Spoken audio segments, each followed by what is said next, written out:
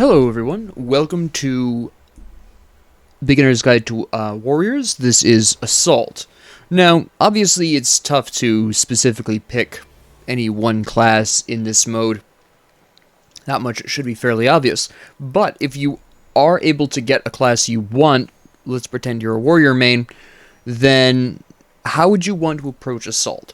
Well, fortunately for anyone who does intend on being a warrior main, Assault is one of the better game modes for warriors, because Assault is all about adapting to a really wild and crazy potential enemy team. You have no idea what they're going to have because it is completely randomized, and they don't know what you have. But warriors are designed to be very adaptable, at least most of them are.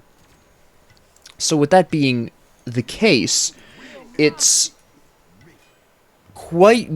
just an ideal situation for warriors, because you do have that built-in idea for adaptability. For example, if I'm on here, I can build him with ability damage, I can build him pure defense, I can build him attack, I can build him some form of hybrid, I can go auto attacks and still maintain some defense. I've got a lot of options here. Now in this particular circumstance, they have a lot of high damage, low defense enemies. Anubis might be building some tank. Probably either Serket or Bastet will be building pretty heavy on the tank. Most likely Serket. That's overdone. But overall, we can expect to have an easier time eliminating them. But, as a result, we are going to want to go much heavier on defense, to the point where I'm actually going to be going into benevolence and going into animosity for the health increases and being able to justify that. So our first order of business is actually to get some sustain, which we're going to get Stone of Gaia here. And then we can still get benevolence, although actually just so we have things neatly ordered, we'll do it this way. Right? So now we have the ability to sustain really nicely. Notice the, it looks like Jormungandr, yeah, he's got sovereignty. Will we want to pick that up later on? Maybe. It's definitely something on the table. Having two of any one aura isn't a bad thing. Notice that Apollo has picked up mannequins because they have 3 physical. Although he's really light on the sustain there. Jormungandr doesn't have a whole lot of mana regen, which is unfortunate. But we're just going to kind of, play this kind of safe and see what happens. We're going to look for opportunities. Despite the fact that you're going to be adaptable, you are going to essentially be wanting to play a lot like an assassin, where you're waiting for opportunities, but you really should be beating any assassins into the fight. So you're not really looking for opportunities to kill enemy targets. That's not necessarily the opportunity you're looking for, and the important difference here between you and an assassin. You're looking for an opportunity to cause chaos and unrest amongst the enemy team. For example, I could rush to the enemy backline after their frontline makes a move in order to prevent them from joining the front line. This might work. It depends on the situation. In this particular case, the entire enemy team pretty much, well, not the entire enemy team, but their frontline is going to be very light on defense. So, this is something I'm going to want to do here to try to create that separation. Oh, you went right for this, huh, Anubis?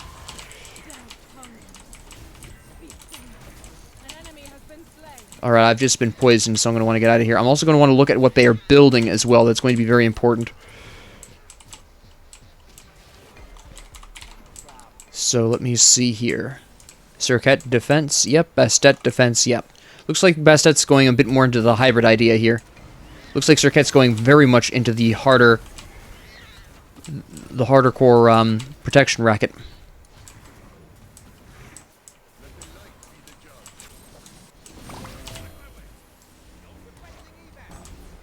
Alright, that was an interesting move by Apollo. I'm really not going to be paying too much attention to Bastet because I do know that she is building the protections. So at this point, she's not really a big concern. Yeah, she just took a lot of damage for absolutely no reason. Even though she's got defense from Heart Ward, I'm still slapping her pretty hard. Also, this Aposh is insane. Very aggressive. Let's go ahead and throw that out there. Bastet almost walked into it. Anubis is looking for that spicy damage. Who body blocked it? Oh, he went in. We're going in general. Alright. There we go. Alright, now we're going to try not to die here, which is going to be fairly interesting. We're going to get pushed back here because Serket's going to harass me. Really just didn't want to be pinned down, so Cupid could get me. Yeah, I still hit Bastet. What is it? Bastet? She's got, okay, yeah. Alright. That was interesting. Huh.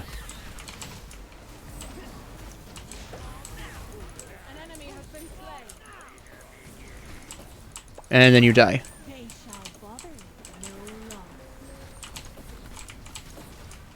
He probably didn't necessarily need to pick up his... Oh, now I'm dead here, yeah. That's okay. That's okay. We needed to die at some point, honestly. What is the next move going to be, though? Poor Upwash, he's so vulnerable with his lack of... his inability to move away from stuff. Let me see. I think we're going to go for Gauntlet of Thebes, actually, because they do have a lot of damage, as I stated earlier. Even their frontline building tanky are going to do some pretty decent damage here. So I am going to be looking for Gauntlet of Thebes. I might stack Sovereignty on top of that, potentially, but I'm not sure yet. For my magic protections, I'm going to definitely be going into Shogun's Kusari. That'll benefit myself when I go into Animosity. That'll benefit Apollo. That'll benefit Ulrin. So overall, it's just a really smart item to pick up.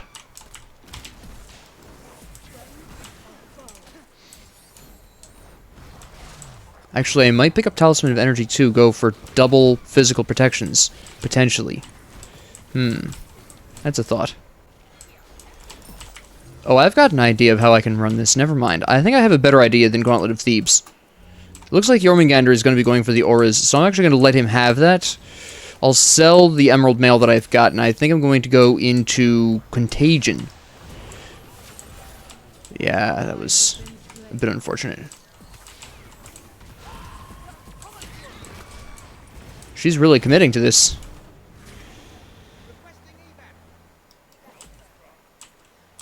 That was a smart dodge of her, though. But she doesn't notice that she just dies so quickly. Even though she has the protections. She doesn't have the default protections. Her early game is too weak.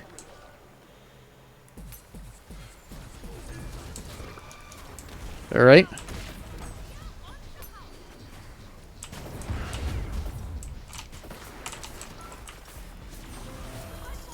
Okay.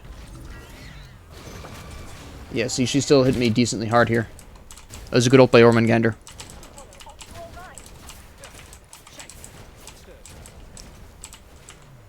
We're gonna go in here and grab this.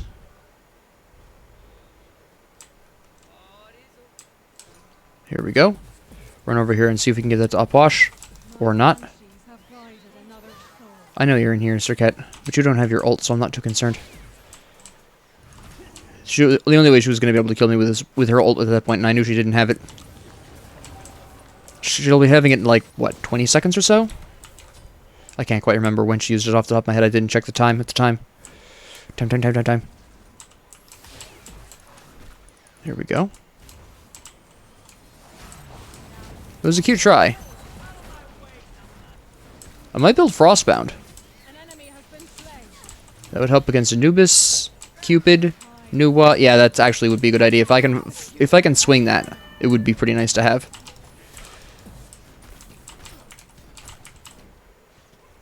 Alright. There she goes with the ult. That was at 540, so what, a minute and a half, roughly speaking, or 90 seconds. That'll be, yeah, about 7 minutes in, so that'll be back up.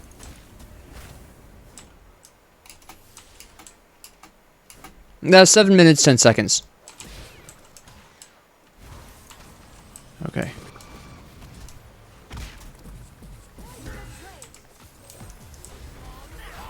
Poisonous Blade all you want. See if it affects me. Yep. Beautiful tower. Gonna try to keep out of the range of Anubis here. I got that, nice. Alright, good.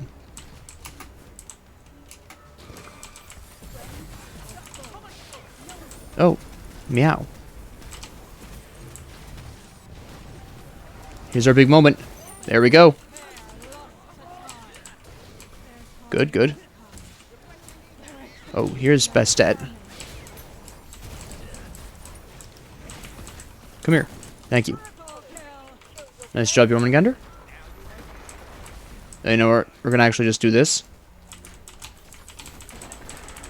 I'll die for the cause. I don't even need to die for the cause. Never mind. Alright. Very nice. I'm gonna get heart bomb. No, I'm not. There we go. That was close. Notice that Zerka has to play back despite the fact that she's the tank. I don't know why Jormungandr isn't tanking this, but sure. There we go. Is Nuwa back?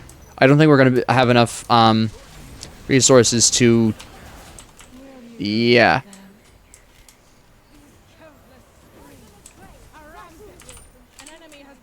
Anubis is gonna be looking to kill me.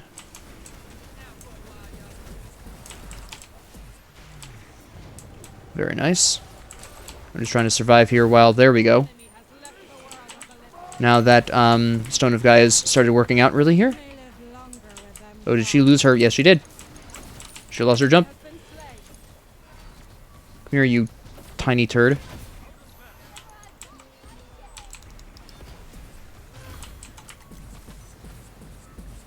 Get out of here really quick. Alright.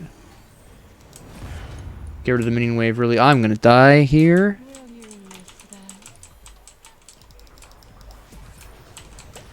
There we go. I think we can probably turn that around on Cupid pretty soon. Yeah.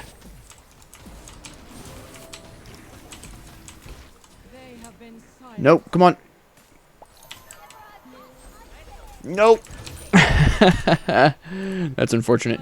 Alright, I'm gonna need Contagion. I'm gonna need Shogun's Kusari now. And my next item... Breastplate of Valor might be the move here. It won't really give me too much in the way of damage or anything like that, but I do want it for the cooldowns here, which are going to be very important. And then I'm going to go on ahead and grab, which I don't have in my build already for some reason, Talisman of Energy as this item, and then I'm going to use Animosity. And I'll be really tanky and still being able to, while still being able to do decent amounts of damage. I might possibly drop my Stone of Gaia at that point in favor of getting Frostbound, because I should at that point have a pretty impressive amount of regeneration. I was a little late on that.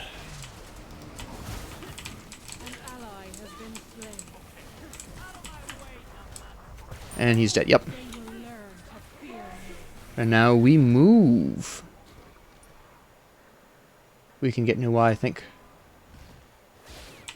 She whiffed that. Very unfortunate. I'm kind of impressed that she was able to stun me despite that. I would have thought I would have been able to get around that, but okay.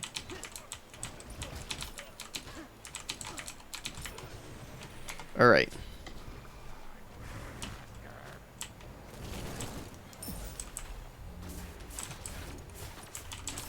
I'm not sure I'll be able to swing Talisman of Energy. I might have to do... Yeah, I really want Frostbound Hammer. It would be really helpful here, so I'll probably build some kind of double protection. I might do... Mantle of Discord might be really effective. Thinking about it. Actually, now might be the time to go with Gauntlet of Thebes. Yeah, but Jormungandr already has it, so I don't really want to... He definitely outlasts me. Cooldowns as well from that. But then it doesn't give me any health. So Gauntlet of Thebes, yeah, probably would be the move. Alright. I don't know why I bothered using that there. That was completely unnecessary.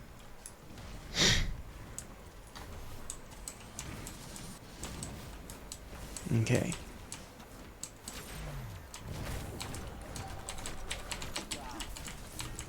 Oh, alright, that hits me. Okay. Oh, we've got a whole problem going on over here, huh?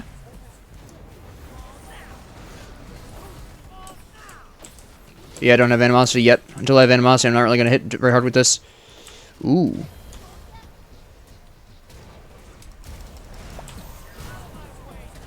Give me this. Thank you. Alright. Ah, yeah. Alright, we definitely need Gauntlet of Thebes. I need those... I need that health. I need those protections. Alright, soon we'll be able to go up to Animosity. What I'm going to be doing, what my goal is going to be doing in this, what my goal is going to be for this next life, I guess, is going to be to get enough gold and get a level up to get Animosity so I can actually start hitting people, and then I'll get Frostbound so I can start locking them down decently well. That's a good play by Upwash.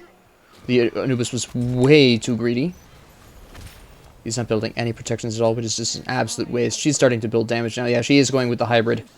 And Serket is going with the full damage, although she is looking to probably build either Jotun's Breath for the cooldowns, or possibly she could be going into Brawler's Beatstick for anti-heal.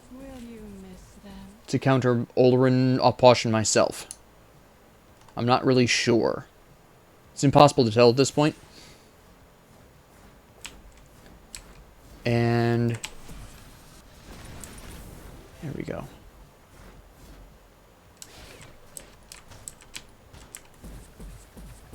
We'll just cut him off with the pass. Oh, why are you over there doing those nonsense things? You're fine, she doesn't do damage. Not yet, anyways. Well, she does flat damage, obviously, but...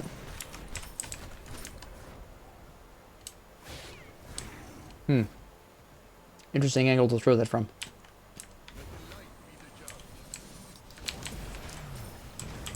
Alright.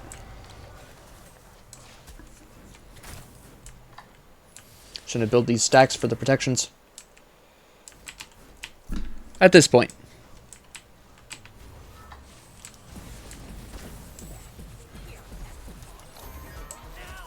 Alright. She used her ult, that's fine. Spestet's absolutely insane. She's dead. That's huge, that's huge.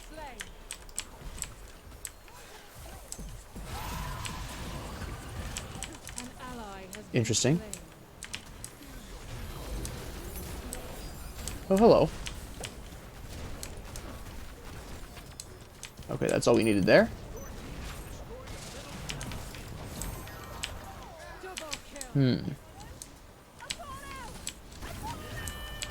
Well, at least they're missing everything.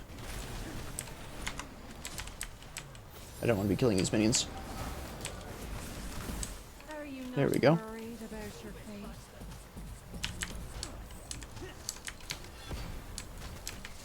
Good play. And now I'm dead because you guys got that root there. Oh wait, I know I lived. No, I don't. But I did hit my minimum goal here, so we'll get that, and then we're going to start working on Frostbound Hammer. I'm hoping to hit the second stage by the time I come back up.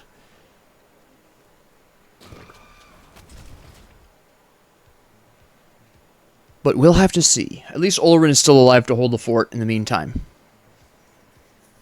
Well, Olerin and Upwash. Between the two of them and their ults, which Olerin is about to get his back, that should be fine. They really should be coordinating their ults a little bit better, though, because being slowed in Olerin's ult while Upwash's ult is going on is an absolute nightmare. So, he needs to use his ult. He didn't even get the chance because he was stunned and killed. That's fair enough. He can't really help that. There we go. That's nice. There we go. That's what we're talking about. Good, good. We almost have the protections, well, the stacks and slash protections we need. So that'll be really good. We have Animosity, of course, which is huge. And if we die before the end and then come back, then we'll definitely have enough for Frostbound, because that's only 1650 away. And we already have the 650, so it's just another 1,000, which is pretty easy to get most of the time. We have absolutely huge amounts of regeneration of both mana and health here. I don't think we're necessarily going to take it here, to be honest. Alright.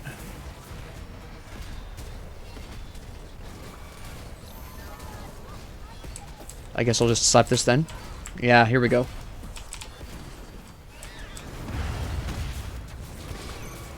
You get away from that, Upwash. Whoa.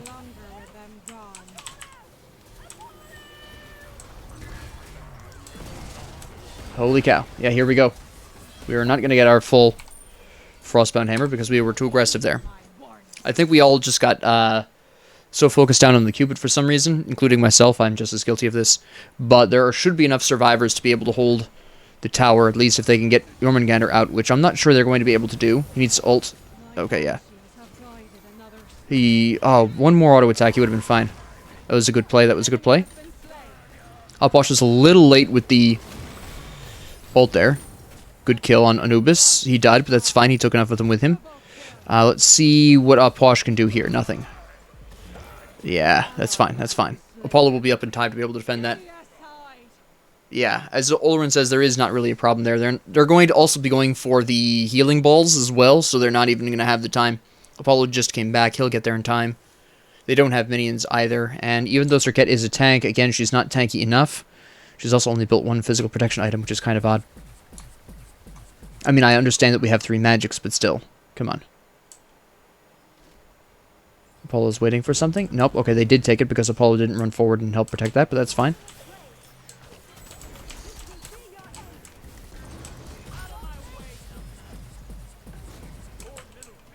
Alright.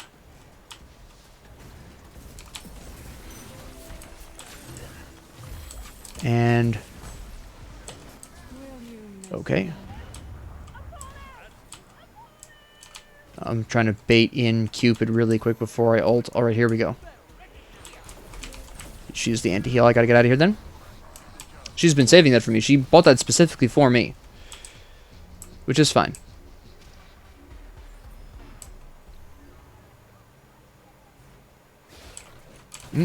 Didn't need to run into that, thank you.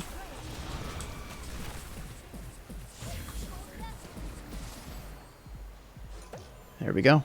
That's all I really needed to do at least. Good. I just really need Frostbound at this point so I can lock him down.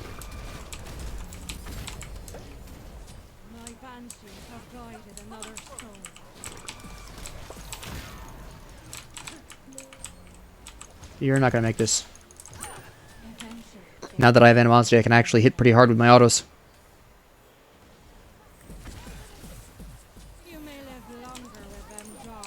Get rid of you.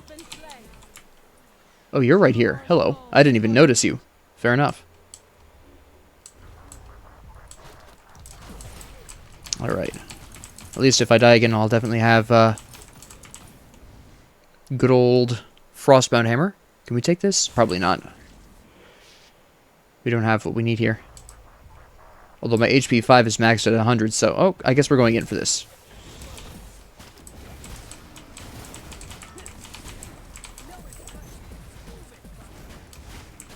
Although I do have my fully stacked gauntlet now, which is huge. There we go.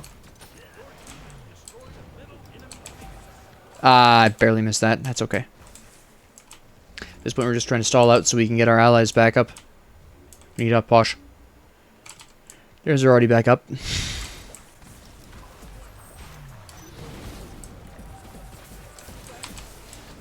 Alright, at least he's picked her up. Who's this back here? Bastet? Yeah.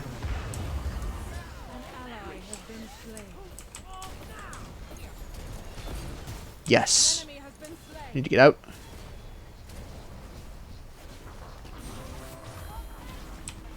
Well, okay.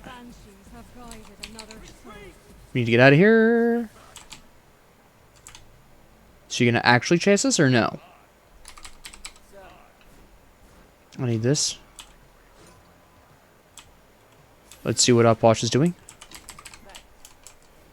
I want to go take this. More so that they can't have it more than anything else. Because if we fall here, they will take that. Okay. Just don't pass that on to anyone else. We're fine. Nuwa is definitely a threat here because of her ability to reduce my protections with her minions. Use my magic protections.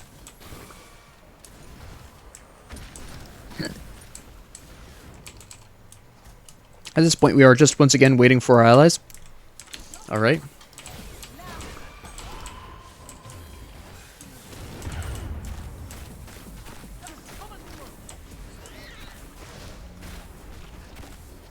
Yeah, get out of here, punk. Alright.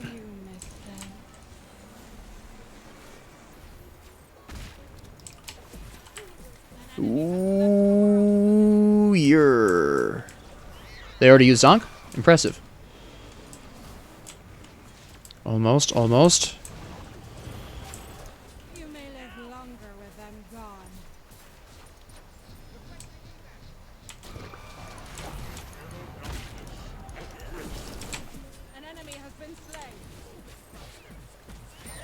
Very nice. Who is this? Bastet. Alright. Let's rock and roll.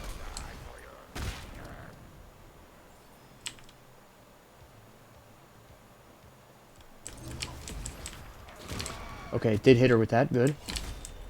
We can let the minions take this. Oh, hold on. He shouldn't have used his ult there. He should have waited till they came back. Okay, it was an accident. That's fine. It happens. She dies. She still got her stupid damage off, though. There we go. Just want to make sure that died again. I can probably pressure Serket, honestly.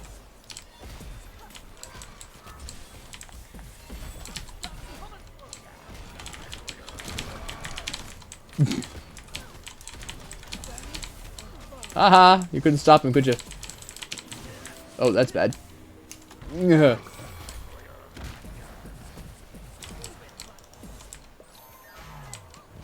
It was a nice try there, Anubis.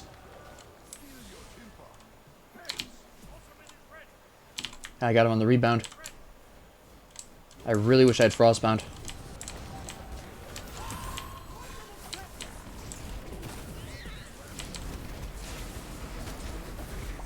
Alright. It was a little late for that there, Serket.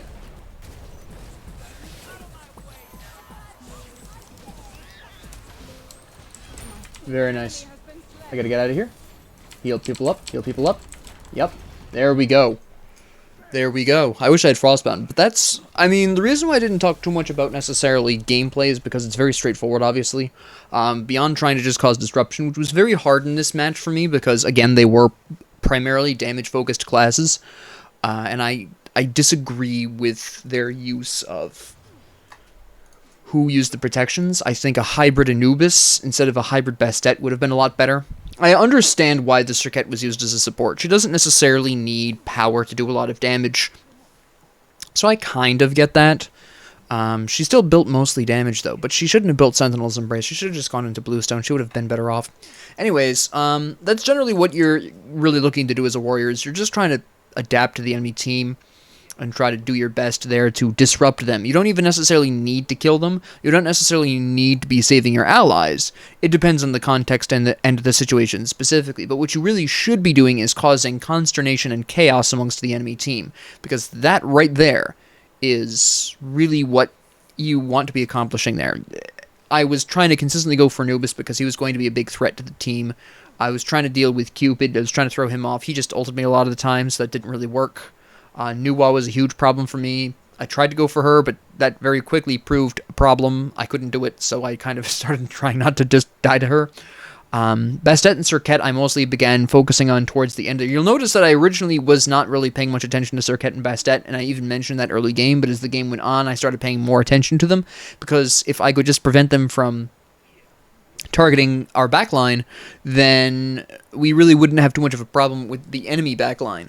Especially since Serket and Bastet were still doing decent amounts of damage, so I just really needed to make sure that they didn't kill our damage. So I did switch focus there. Normally you don't want to go for the enemy front line, but when the enemy front line is mostly damage, even Serket with the protections, then yeah, you're going to want to see, you're going to want to turn around and turn on that front line. So that's really your goals there. Just do what you will find. Just experiment during the fight. A lot of playing Assault with a warrior is somewhat experimental, where you have to just figure out what's going to hurt the enemy team the most. In this case, eliminating the enemy front line was the more devastating move. Anubis is pretty easy to eliminate for Aposh if Aposh is allowed to fight him one-on-one. That was proven towards the end there when Aposh and Anubis were fighting. That's actually why Anubis often ulted Aposh, because he knew that if he didn't ult Aposh as often as he did, Aposh was going to be able to kill him. Right? So that was really what was going on there. But it's the same thing for Cupid versus Aposh. Aposh doesn't have any kind of escape, so once Cupid starts shooting him, it's pretty much game over for Aposh. So that's overall what you're looking to do, is just try to figure out what's going to throw the enemy off the most. Again, I want to reiterate, I built very heavy protections because the enemy team was very damaging overall. That was why I built so defensively. If the enemy team was a lot of tanks, I would have splashed some protections in, probably some hybrid items, but I would have mostly been going for damage. I would have built Shinsai's, for instance, maybe Executioner or Titan's Bane or something like that. You know, something along those lines. I would have built at least one penetration item in Shinsai's or Heartseeker, one of the two, depending on how I felt like building, if the enemy team had mostly been defensive gods. So it really does depend. I'm not really going to do another episode of Assault specifically. It is very difficult to specifically get a warrior in this mode because it is randomized. I'll go stretches without getting any warriors or whatever, and then suddenly there'll be one and, you know, whatever. I lucked out here, but we'll have to find out through just experimentation how you want to react to specific situations, specific comps. It's a great place to practice adapting to weird enemy team comps that occasionally crop up and usually clash. I find the weird comps happen more often. But yeah, that's really what you should be looking at there. So with that being said, thank you all very much for joining me. If you liked this, please like and subscribe. If you didn't, please ignore me. If you have any comments, questions, concerns, ideas, suggestions, or requests, please leave them down in the comment section below. Thank you all very much for joining me, and have a great 24 hours.